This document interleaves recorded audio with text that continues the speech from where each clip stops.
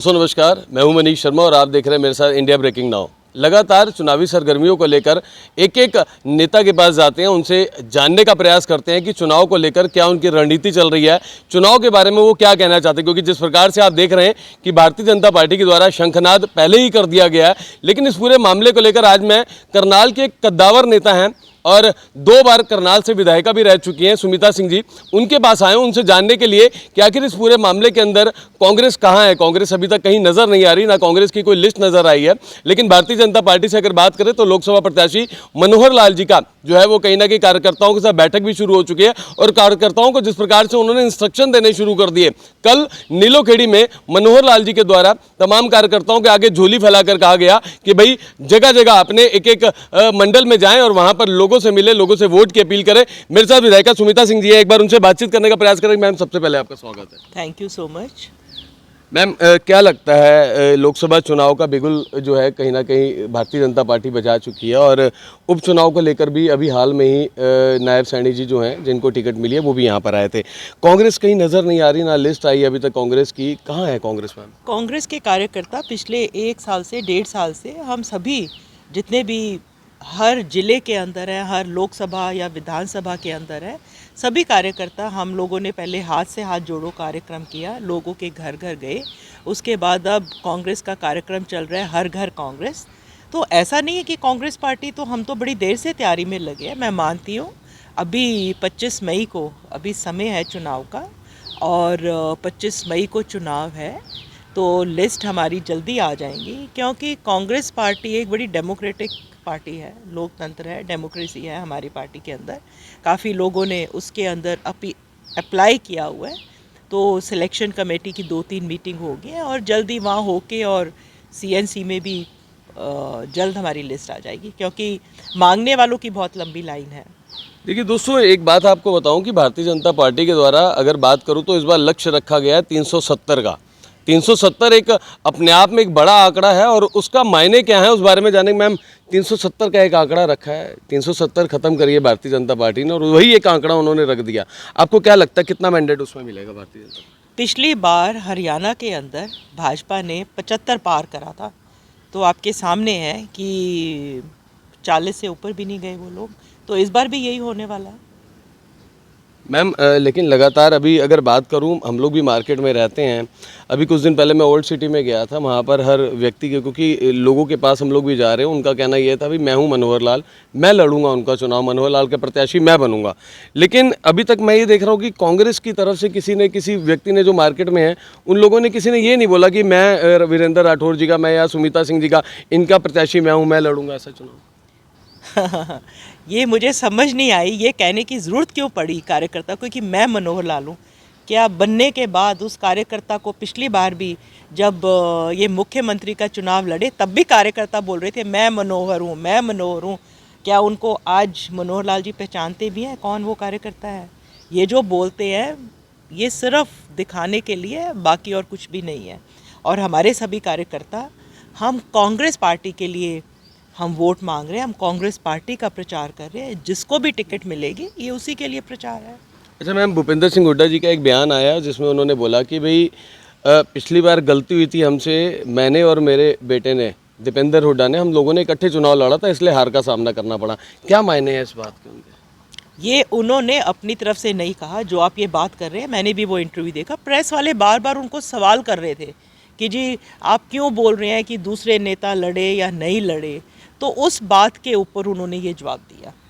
Field में कब से आ रहे हैं मैम? क्योंकि अब मैं अगर बात करूं तो कुछ लोगों से मेरी भी बात हुई है, मैं out of the political person से बात कर रहा हूं, लोकल लोगों से बात हुई तो वो कहते हैं कि वीरेंद्र राठौर और सुमिता सिंह जी की जोड़ी अगर करनाल शहर में उतर गई तो वो धमाल मचा देगी। क्या है ऐसा कुछ कि धमाल मचा सकते हैं? ऐसे है, जिसको भी टिकट मिलेगी, मैं अपनी बात नहीं कर रही हूँ, जिसको भी एमपी की टिकट मिलेगी या जिसको भी विधानसभा की टिकट मिलेगी, हम सभी कांग्रेस पार्टी के सभी जो निष्ठावान कार्यकर्ता हैं, सभी लगकर जो भी कैंडिडेट आएगा उसी के लिए धमाल करेंगे। मैम, कल नीलोखेड़ी के अंदर लोकसभा प्रत्याशी मनोहर लाल जी ने एक जनसभा करी थी कार्यकर्ताओं के साथ। वहाँ पर उन्होंने झोली फैलाकर उन तमाम कार्यकर्ताओं से ये कहा था भी आपने घर घर जाना है और लोगों से वोट की अपील करनी है। क्या समझते हैं इसको आप, क्या मायने हैं इसके? अगर मनोहर लाल जी करनाल में पॉपुलर होते और पिछले 10 साल वो लोगों के बीच में रहते, देखो जो विधायक है उसको, ठीक है मैं मानती हूँ मुख्यमंत्री है, मुख्यमंत्री के बहुत काम होते हैं, किंतु आपने देखा होगा करनाल के अंदर, करनाल ज़िले के अंदर, मैं करनाल की बात करूँगी, करनाल कॉन्स्टिट्यूंसी की और करनाल लोकसभा की मैं बात करूँगी, कि जब भी यहाँ पर खुला मंच या लोगों की समस्या सुनते थे तो एक टेंट लगा दिया जाता था, उसके अंदर 4-5 व्यक्ति बैठते थे, बाहर लाइन लगा के जिसको मिलना होता था उसको मिलते थे, नहीं मिलते थे। अगर मुख्यमंत्री जी ने, मनोहर लाल जी ने, जो अब तो हमारे पूर्व मुख्यमंत्री रिज़ाइन कर दिया, लोगों के बीच में रहे होते, लोगों के काम किए होते, करनाल के लोग उनसे खुश होते, मैं नहीं मानती उनको झोली फैलानी पड़ती है। जिस प्रकार से उन्होंने कल झोली फैलाई है, झोली फैलाने की ज़रूरत ही नहीं पड़नी थी। अच्छा मैम, कल 2 दिन पहले मैं जिलाराम शर्मा जी के पास गया था, आपके कांग्रेस के बड़े दिग्गज नेता भी रहे हैं और 31 साल वो कहते हैं कि मैंने कांग्रेस में दिए, लेकिन उनके मन में ये चीज़ क्यों आई कि मैंने 31 साल खराब किए? और एक बात उन्होंने और बोली कि उनके खिलाफ एक षड्यंत्र रचा गया था जिसमें उनको जेल भी हुई थी, वो षड्यंत्र कहीं ना कहीं कांग्रेसी नेताओं के द्वारा रचा गया था। क्या समझते हैं, मतलब इतना बड़ा बयान उनकी तरफ से आ जाता है, क्या किसी कांग्रेसी नेता ने उनके पास जाके पूछने का प्रयास किया कि भाई कौन से वो नेता हैं जिन्होंने उनके खिलाफ षड्यंत्र रचा? देखिए, मुझे जिलेराम जी की इस षड्यंत्र के बारे में किसने रचा और किसने क्यों नहीं रचा, और वो मेरे साथ जब मैं विधायक थी वो भी विधायक रहे हैं, तो मैं उनके बारे में कुछ नहीं कहना चाहूँगी। अच्छा मैम, अंत में एक प्रश्न और मैं पूछना चाहूँगा कि जैसे इस बारी देखा जा रहा है कि भारतीय जनता पार्टी जो भी काम करती है उसको बहुत अच्छी तरह से भुनाने का भी प्रयास करती है। राम मंदिर हो गया, 370 हो गया, 35A हो गया, अब CAA आ गया, इन तमाम मुद्दों को कहीं ना कहीं वो लोगों के बीच में लेकर जा रहे हैं। आपको लगता है ये बहुत बड़ा रोल अदा करेंगे इस बार लोकसभा और विधानसभा के चुनाव में? मुझे नहीं लगता। लोग सिर्फ इन चीज़ों के साथ, आप देखो हरियाणा के अंदर, पूरे देश के अंदर कोई एक वर्ग आप मुझे बता दें जो इनसे खुश है, जो अपने, इतनी बेरोज़गारी, हमारे जो नौजवान हैं जब वो कॉलेज में जाते हैं या 12th पास करते हैं, उसके बाद परिवार के अंदर, उन नौजवानों के अंदर एक टेंशन और फिक्र हो जाती है, काम नहीं है। जब तक आपके पास काम नहीं है, बगैर काम के आप क्या करोगे इन सब चीज़ों का? एक समय था जब हमारी कांग्रेस की सरकार थी तो बोलते थे जो हिंदुस्तान है, जो हमारा देश है, यहाँ ये नौजवानों का देश है। अब आप किसी शादी में चले जाएं, किसी फंक्शन में चले जाएं, आप किसी भी, आपने इनके कार्यकर्ताओं के भी सम्मेलन में गए होंगे आप भाजपा पे, क्या आपको यूथ नज़र आता है? यूथ रह ही नहीं गया हमारे देश में, सब बाहर चला गया है। तो आप सोचिए, मैं एक कार्यक्रम में गई, मुझे किसी ने बुलाया, 7 सेक्टर में था, एक महिला थी, पढ़ी लिखी महिला, टीचर थी स्कूल में, वो मेरे आगे रोने लगी, बोली जी आपकी सरकार आनी चाहिए, हम नहीं चाहते हमारे बच्चे विदेशों में जाएं, कोई रोज़गार नहीं, काम नहीं। आप मुझे एक भी कोई ऐसी इंडस्ट्री जो हरियाणा के अंदर आई हो, या आप करनाल, हमारे मुख्यमंत्री CM सिटी आप करनाल को बोलते, आप मुझे बताएं कि करनाल के अंदर कोई ऐसी इंडस्ट्री आई हो जहां हम लोगों को रोज़गार दे सके हो, कोई काम मिलता हो।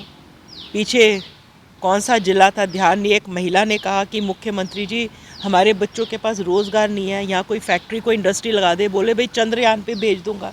ये कोई बातें हैं करने की? क्या हम सिर्फ परमात्मा का नाम लेके हम अपने बच्चों को पाल सकते हैं? क्या हम बच्चों को रोटी खिला सकते हैं? इन सब चीज़ों के साथ साथ हमें काम चाहिए, हमें रोज़गार चाहिए। हमारे को कोई ऐसी हम स्कीम लाते, 10 साल ये सरकार रही, कि जो बच्चों को, हम नौजवानों को कोई सब्सिडी देते, कोई स्मॉल कॉटेज इंडस्ट्री, कोई और कोई इस प्रकार सा काम करते कि बच्चों को रोज़गार। अब आप देखिए जितनी सरकारी नौकरियां मिली, अगर आप पता करेंगे तो कितने हरियाणा के बच्चे हैं उसके अंदर। कल परसों मैं खबर पढ़ रही थी, हरियाणा के 50% जो बच्चे हैं, पढ़े लिखे बच्चे, 50% बच्चे हरियाणा से बाहर जाके नौकरी, हरियाणा में उनके लिए कोई काम नहीं है। अच्छा दोस्तों, एक चीज़ और है, मैं आपको बताऊं कि भारतीय जनता पार्टी के द्वारा लगातार ये बात कही जाती है कि भारतीय जनता पार्टी की जब से हरियाणा के अंदर सरकार आई है तो कहीं ना कहीं बिना खर्ची और पर्ची के तमाम युवाओं को नौकरी दे जा रही है। अभी मैडम ने नौकरी की बात करी, मैम बिना खर्ची पर्ची की बहुत ज़्यादा बात की जा रही है। आपके समय भी मैंने सुना है कि आपने भी बहुत सारे युवाओं को नौकरी दी थी, क्या उस समय कोई खर्ची या पर्ची चलती थी क्या? मैं तो अभी भी बोलती हूँ, जब मैं करनाल की विधायक थी, एक भी व्यक्ति ये कह दे कि मैं खर्ची और पर्ची दे के हमारी नौकरी लगी, तो मैं तो राजनीति छोड़ दूँगी। और अब आप मुझे बताओ, ये जो बोल रहे हैं खर्ची और वर्ची की बात कर रहे हैं, कई वीडियोस आए हैं, कई आपने देखे होंगे सोशल मीडिया पे, किस प्रकार से लोगों से पैसे ले लेके रोज़गार। आप कल्पना चावला मेडिकल कॉलेज में देख लीजिए, यहाँ पर जो बच्चे इसमें लगे हैं डेली वेज या थ्रू कॉन्ट्रैक्टर्स लगे, एक भी कोई कह दे कि मैं बगैर पैसे, मेरे पास कितने आते थे, बोलते जी हम इतने इतने पैसे दे के यहाँ नौकरी लग रहे हैं। पर हिम्मत नहीं है बोलने की, कहने की हिम्मत नहीं है सरकार के अंदर, क्योंकि यहाँ इस समय हमारे देश के अंदर डेमोक्रेसी पूरी तरह से समाप्त हो गई और डिक्टेटरशिप है। तो देखिए दोस्तों, ये थे विधायिका सुमिता सिंह, और 2 बार करनाल से ही विधायक भी रहे हैं, और अपने तमाम जितनी बातें हैं उनको लेकर कहीं ना कहीं बहुत सटीक तरीके से उन्होंने जवाब दिया। और सबसे बड़ी बात कि बिना खर्ची और पर्ची को लेकर तमाम दावों की पोल भी खोलते हुए नजर आ रहे हैं। कल्पना चावला मेडिकल कॉलेज में जिन छात्राओं की या छात्रों की, जितने भी लोगों की अभी तक वहाँ पर नौकरी लगी है, बिना खर्ची और पर्ची के शायद ही किसी की नौकरी लगी, ऐसा दावा, ऐसी बात कहीं ना कहीं विधायिका सुमिता सिंह जो है पूर्व विधायिका रह चुके हैं, उनके द्वारा की जा रही है। फिलहाल इस वीडियो को शेयर करें और अगले नेता का इंटरव्यू करेंगे, उनसे भी जानेंगे तमाम मुद्दों के बारे में, तमाम शहर के अंदर क्या हालात चल रहे हैं, शहर के बारे में बातचीत करेंगे। फिलहाल इस वीडियो को शेयर करें और कमेंट करके अपनी राय दें। मैं मनीष शर्मा, सहयोगी अनुज के साथ आप सभी के साथ लाइव। बहुत बहुत धन्यवाद।